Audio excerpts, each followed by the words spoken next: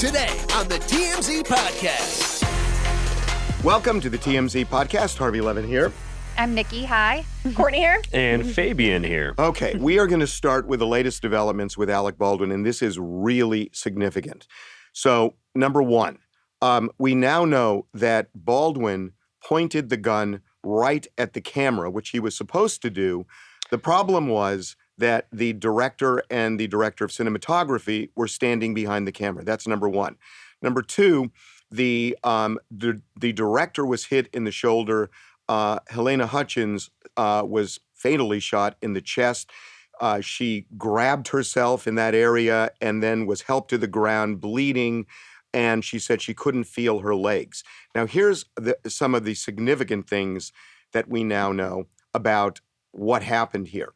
The director could not remember, and I think this is so critical, the director could not remember whether the gun was checked for live ammunition after they came back from the lunch break, but before Baldwin picked up the gun and was told all clear to shoot. That is a terrible mistake. That's a huge, huge deal. Well, it's a huge deal because they use that gun for target practice when they're not shooting. Yeah, that's the story we did this weekend. Apparently, this gun was being taken offset when cameras were not rolling, and they were firing this gun for target practice. By the way, we should mention it's not a prop gun. It's a real gun. It's a real gun where real bullets can go inside. And we're going to get into that. But I think, Fabian, what you just said, and we don't know for sure, but that could end up being the key to this whole thing.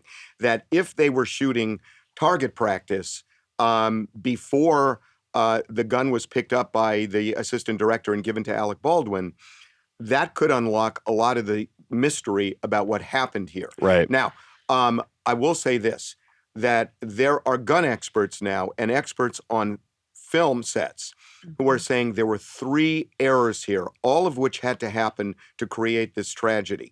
One, that a real gun was used and not a prop gun. Right. And that real guns should never be on a movie set. That's number one. Mm-hmm. Because a prop gun cannot can't take a real live bullet. ammunition. Right. But Hold on. The second thing is that they should not have live ammunition Not at on all. the set, Not on set at all. period. Right. The third thing is You don't point at a person. you that don't. they were standing behind where he But was he was pointing direct line of fire. Well, You know. Alec Baldwin is not a gun expert. The armorist should be the one to say to the director and the director of cinematography, lock the camera down and move out of the way. Right. Mhm. That's the armorist's job. Now, the armorist is not the one who gave the gun to Alec Baldwin. It was the assistant director. Right. That's a mistake right there. It should be the armorist who's handling this. So all of those things together, and the first 3 are the things, one of which would have changed the outcome here. All 3 of those things seem to have been done incorrectly. We should also mention that Alec Baldwin was rehearsing a scene. That's why they were behind the camera, because the camera wasn't actually rolling. They weren't filming the scene just yet. They were practicing it. Right. He was doing some kind of gunslinging, Right. crossfire thing, and he pulled the trigger. And, you know, Well, which is rehearsing for the scene. right. wait, Right. is this the And- same gun that went off prior? Because remember on set that they were saying that there were some accidents? There were 2 accidental discharges. It sounds like they always used a real gun. Right. And we should also note that apparently there was so many issues with safety on this set, and Right. in the production company and or the Mhm. studio or whoever is producing this movie, Alec including was a Alec producer, Baldwin, who's yeah. an executive producer, might have to answer for this, frankly, because there's reports of like some of the union camera workers and production crew people walking off set Yep. shortly before this accident happened, and they were voicing concerns about safety. And Helena Hutchins was apparently in that mix of people who were concerned. I read a report this weekend saying that she felt that she wanted to stay behind because she felt a duty to the film, Right. and it ended up Right. costing her life. Right. And the people who run that film company are saying it never came to us, we didn't know. Now, that may be the case. There's a lot of buck passing but going on yeah, now. but I got to tell you, there is certainly going to be, number one, a wrongful death lawsuit. Mhm. Number 2, there's going to be a personal injury lawsuit on the part of the director. What about and- criminal charges? Well, I mean, look, the standard for something like that is reckless disregard for human life. That's Sure. generally the standard. That's a high standard. It's not just simple negligence. right. So, it's too early to know. We don't know. We know the DA is involved in the investigation here, Mhm. but that's kind of routine. But that's going to have to be something that nobody can really evaluate yet, because we need to know what the level was of negligence here. I mean, there was clear negligence. Presumably, you would think that they get some sort of training, a little The bit safety of proprotocols when using a real sure. gun on set. Especially if you're an EP of the movie. I mean, for God's sake. Yeah, but I got to say, the one thing I don't understand is this. Why is, and that may be the case, but if I'm an actor on set and there's an armorist and the armorist says I check the gun, I believe them over myself. There's three people before you. I'm going to rely on the armorist. They know what I just don't. I mean, personally, I don't understand that the actor has any responsibility here other than to rely on the people that are hired to make sure their safety. And that leads to my very next question. And this is a hard question that I know people don't really want to talk about because it just happened. People are saying it was an accident, obviously, but how much responsibility or burden does Alec Baldwin himself hold in this situation? I feel so he's an executive producer. He holds more just because now he's a producer. And the safety precautions were also supposed to be on him. Yeah, he oversees the whole thing. But look, I mean, you got to understand the way these movies work. That there are a lot of times that somebody is named an executive producer, but they are not doing the function of day-to-day executive producing. Sure, it's just like a credit. It's like an empty title, essentially. I think that's unfair. Hold on. I think that's unfair because there's a whole production company behind this. He's the star of the movie. He's an actor at that point. You rely on the people you hire. You rely on the armorist that you hire. So I don't think. I just want to. Didn't she say recently in a podcast too, the head armor, that she wasn't confident? Well, we did that over the weekend. Right. We broke this story over the weekend. There's stories about Dave Halls, the AD as well. I mean, there's a lot. Let's talk about the armorist for a second because we found this podcast over the weekend, and we'll play it for you right now, where she expresses fear about even doing the job. She's a newbie, essentially. She's 24 years old. She's a she newbie said to she the got job. taught everything she knew from her dad, She's a who rookie. was a actor, not a armorist. So she's a rookie. I just finished up working on The Old Way with Nicolas Cage, his very first Western. Oh, I heard about that. And it was also my first time being head armor as well. And how was that? You know, I was really nervous about it at first, and I almost didn't take the job because I wasn't sure if I was ready, but doing it, it went really smoothly. Well, you've apprenticed with your dad some too, right? Yeah, Dad has taught me everything, but a lot of things, I kind of just caught on by myself and everything, just observation, watching him do things, or just knowing how the firearms work. I think loading blanks was the scariest thing to me because I was I don't know anything about it. But, he taught me that. Hearing her say that is horrific after this horrible accident. It's just knowing that she was so insecure about it. It's just, there's so much more could have been done. This podcast happened she recorded this interview, in the past year, right? Yes. It's somewhat recent. She was on one set. Prior to this. Trespassers, I believe. Oh, oh, wow. And so that was David Halls. David Halls was on Trespassers, that was too. her first, I believe it was Trespassers. That was her first job. Yeah, that's a movie on Netflix. I want to note one other thing. So Matt Hutchins, who is the now widowed husband of Helena Hutchins, apparently is on good terms with Alec Baldwin for now, at least on the face of things. He and his son flew out to New Mexico over the weekend. They met with Alec Baldwin. He was consoling them. He's been in touch with them. Oh, Alec Baldwin is heartbroken. Of course he is. Everybody is. But I just want to say, even though you noted earlier, and I agree with you that it's not really fair to blame Baldwin per se. Perhaps Matt Hutchins might feel different over the course of this over time. I mean, look, because there are two things going on, and I think this is really important. That there is going to be a wrongful death lawsuit. Yes. There's no doubt about that. Now, who gets named? Usually lawyers name everybody under the sun, and then it's just the way it works. Right. So he could be named, but I don't know that he's going to be named personally, but sometimes you can separate what lawyers do in the legal system from the humanity of what somebody feels at the time. Sure. So I don't think the two are mutually inconsistent. Right, and that whole step is down the road. We're kind of getting ahead of ourselves, but it is something that you think about, there's going to be legal ramifications for this, one way or another. Yeah, there will be lawsuits. I mean, there is absolutely no doubt about that. Yeah. And these are going to be, look, this is a significant lawsuit in that she was 42 years old, Helena Hutchins, a rising star with a great future ahead of her, a mother, a wife. Lots of money on the table. Yeah, absolutely. Yeah, okay. Just a tragedy. We are going to move on to Dave Chappelle. Oh boy, Are you gonna start this one yes, off? we're still talking about Dave Chappelle. This is the story that does not seem to go away. And now Chappelle has spoken on it, not through a representative, not through anybody, but just directly through himself. So over the weekend, he was in Nashville doing a new stand-up show. He had Joe Rogan, Jeff Ross, Tom Segura open for him, and then eventually he comes out. It's a packed house, sold-out show, and he addresses the closer controversy head on as it relates to the trans community, the gay community, and the rest of the LGBT community. He's defiant. Okay, so we had an eyewitness who was on site.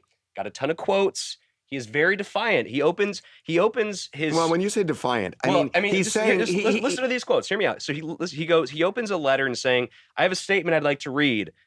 F y'all blanks," and that blank is the N-word. F y'all blanks. Okay. Mm-hmm. So there's that right off the bat. And he goes on to, and he even uses the homophobic F slur at one point, saying, he's like, he jokingly says, "My wife is so concerned for me. She bought me a handgun. It has a pearl handle. I'm worried that if I use it, the last thing someone's going to say to me is blank at the homophobic F slur." Like, so, you know what I'm saying? So his entire set was still around. He's still cracking jokes at the expense of the LGBT community. Well, he had to address the topic. Yes, and you then can't not go on stage you can and address not it, but then go on for multiple more jokes. What's clear to me is that that's what Dave Chappelle does. And if you expected Dave Chappelle to react any other different way, then you don't know Dave Chappelle. No, I know Dave Chappelle very well from his early days. Trust me. This is what Dave Chappelle does, and I love that he didn't stand down. He believes what he believes, and he said some of it in his conditions were because he said he is going to meet with them. He's down to meet with the trans community. Well, no, that's not true. He wants to. He wants to meet with the members of the trans community in Netflix to talk about that. There's a difference between the trans woman we interviewed last week who was heading up this whole rally is not a part of Netflix. She's not affiliated. She's an advocate. She's an activist, whatever. She's not an employee of Netflix. So she's just out. So it was a little weird. She was out there speaking on their behalf, but doesn't actually work at Netflix. And Chappelle's position on this was that she had said apparently that they had reached out and he ignored them. And he said, nobody's reached out, but he was willing to sit down with members of the trans community in Netflix to talk about this. So he jokingly laid out terms. The term number one is watch the whole special from start to finish. Anyone who's going to come and talk and meet at the table with me has to do that. And I think a lot of people have to, because I feel a lot of people on Twitter who just they didn't watch it all, and you have to watch everything because a lot of stuff can be taken out of context. Now, did he go hard on those jokes? 1,000%. Right. But you have to watch the Dave Chappelle special. I'll just get through the terms real quick. Second, has to be at a time and place of his choosing. And third, this is like a big joke, Hannah Gatsby, who is another comedian who recently kind of spoke out against Dave. She's big on Netflix as well. He said, you have to admit that Hannah Gatsby is not funny. That's like a little shot at her. Yeah. So here's the thing, and I think this is one thing that sort of needs to be clear as far as how I think Dave Chappelle actually feels about this. I think, and this is why this is so controversial. In the special, he made it clear, gender is a fact. I'm Team TERF. What do you think those things mean? He is literally questioning the sheer identity of a trans person, saying you're not actually a trans woman. You're not actually a trans man. But by saying that though, he's also saying, I believe that, I can hold that point of view, but at the same time, I can also be an ally and a friend. This is why he told this story about his trans friend. So he's saying those two things can exist. Those two things can coexist. I don't really believe you, and I think the whole trans thing is nonsense, frankly. I don't think he said nonsense. Come on, Harvey. No. I don't think Dave Chappelle needs you to explain how Dave Chappelle feels. We do, because there's so much. You don't. Dave Chappelle already said, I don't think he needs you. How do you think he actually feels about trans people? I think he supports them, but he's also a comedian. And I think that if he says I'm Team TERF and he says gender is a fact, if you watch Dave Chappelle all of the years, mean? like you said, then he goes through the hard topics that are going on in the world You're not today. addressing it. What do you think? Do you know what a TERF is? Yes, I watched it. J.K. Rowling is accused of being a TERF all the time. It's somebody who says a woman is a woman, a man is a man, and trans people hate TERFs. Okay. And he said, I'm Team TERF. What do you think that means? I think there's a lot to be said, too, that, he's sitting up on stage saying, he's not being canceled from festivals, or he was joking about how he couldn't get DaBaby on the phone. So it's almost like he's portraying that, this isn't going to hurt him. This isn't going to touch him. Hey, guys, can't we kind of say this? I mean, look, Dave Chappelle is a comedian. Dave Chappelle is not going to be canceled. Dave Chappelle's special is not going to be taken off Netflix. Mm-hmm. Nope. And at the same time, can't we, you just mentioned two things are not mutually exclusive. I don't think it's mutually exclusive to say Dave Chappelle can do the comedy Dave Chappelle does. But at the same time, you could say, whether it's intended or unintended, and I'm assuming unintended, it caused a lot of hurt in the trans community. And I think that's got to be just simply acknowledged, that it caused hurt.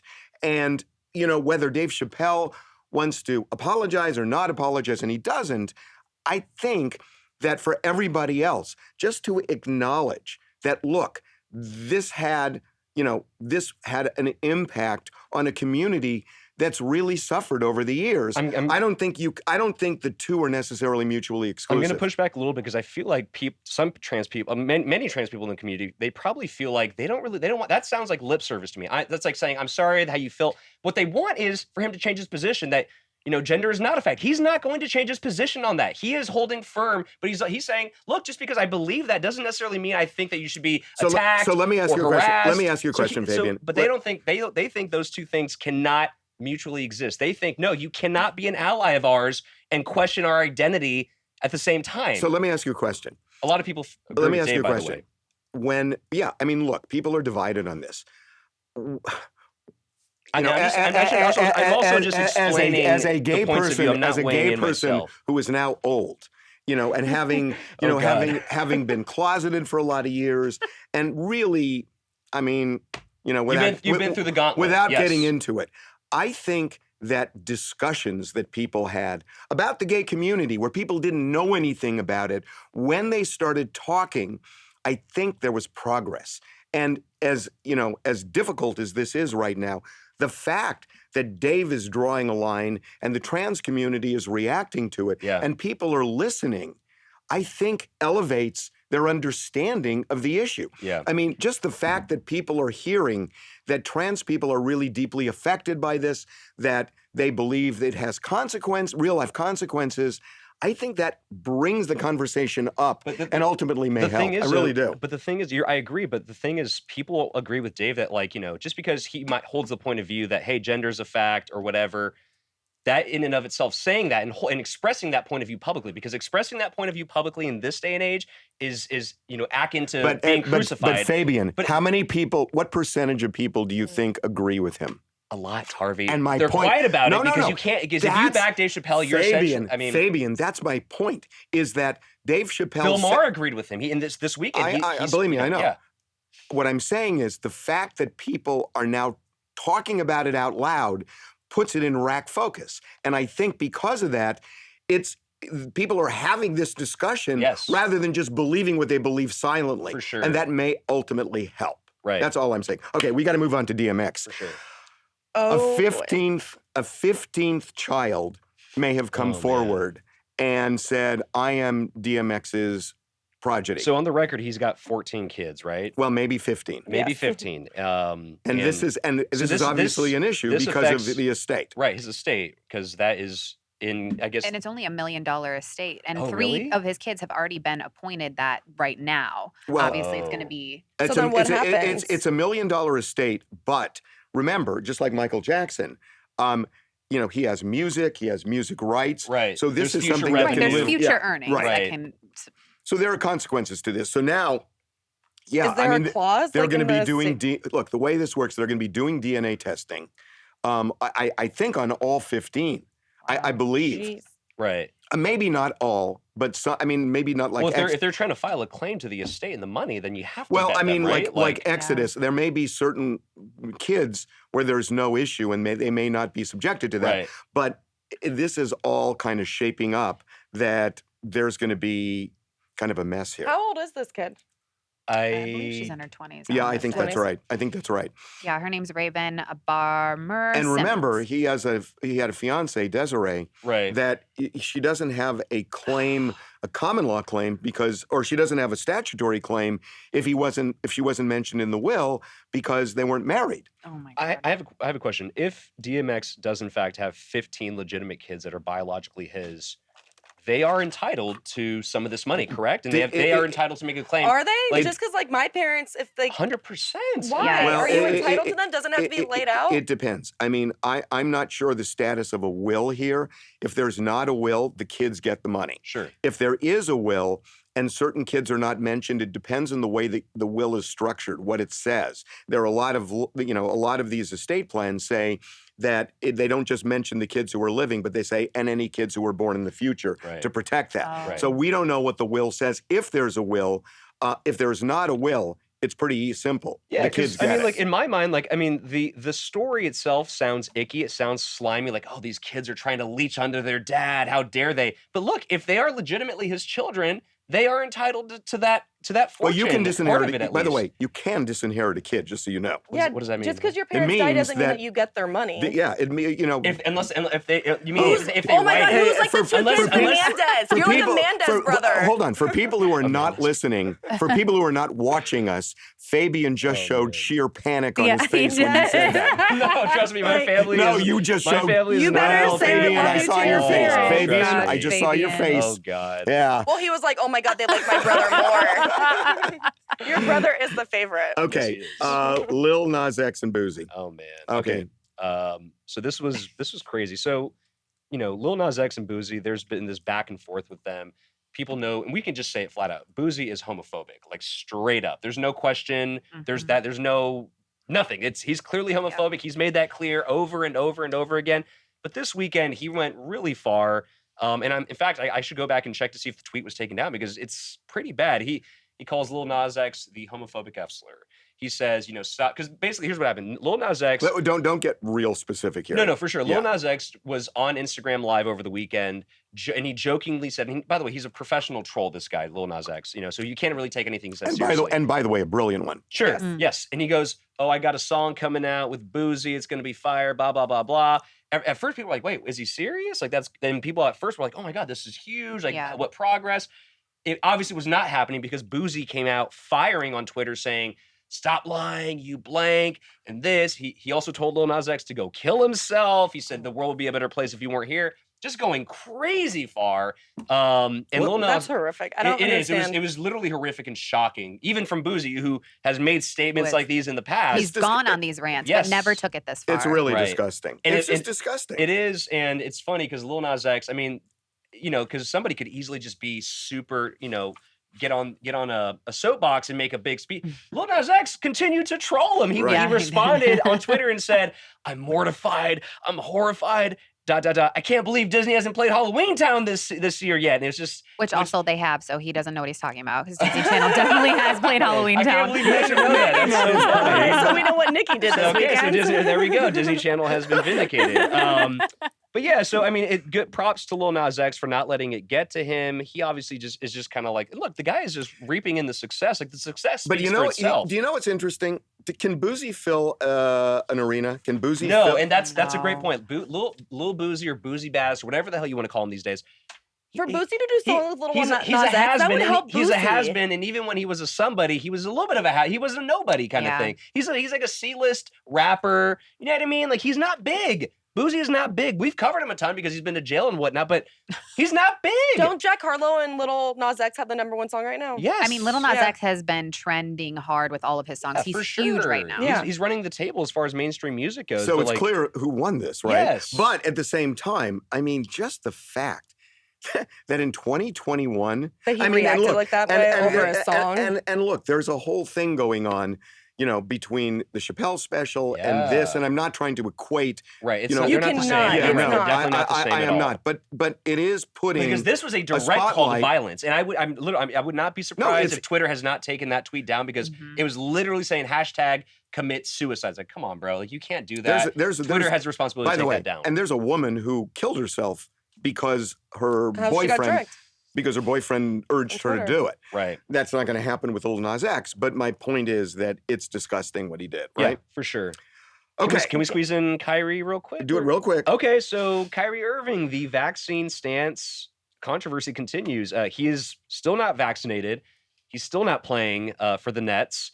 And people have really taken on his cause, but I'm not sure it's quite the crowd that Kyrie wants to affiliate himself with because you got people out there with "Don't tread on me" flags and it's the type of crowd you would expect in this type of thing. And they were out there at Barclays Center this weekend protesting on his behalf, but not just protesting, literally trying to storm Barclays. I felt horrible for those workers. You know that they were like, I'm here on a weekend. Like, what are you doing? Like, I'm not doing this mandate. These protesters, if you will, were like, trying to take down the barricades, pushing security, like trying to like seemingly force their way into the building. By the way, it reminds you of January 6th. Oh my God, yes it did. I was like, holy crap, it was like an insurrection on that's my big takeaway from this is this now the playbook? Is this the playbook on how people are protesting? Because I don't think this is totally disconnected January 6th to this. Right. I think people have said, oh, that really worked to get attention. Right. Because why else are they doing it And we should know that if they were just out there protesting peacefully, that would have been fine. There's no issue with that at all. No one is saying you can't do that. But it was literally on. It was getting toward violence. I think you could even categorize it as violent. It was violence. No, for those they were pushing out security. there, it was violent. Like it was wild. It was wild stuff. So, yikes. I know. Anyway, yikes is wet. Okay, you can listen to our podcast 3 days a week, Monday, Wednesday, and Friday, or you can check it out on YouTube, Spotify, Google. We are literally anywhere where podcasts are. So catch us there. We'll see you next time. Yep.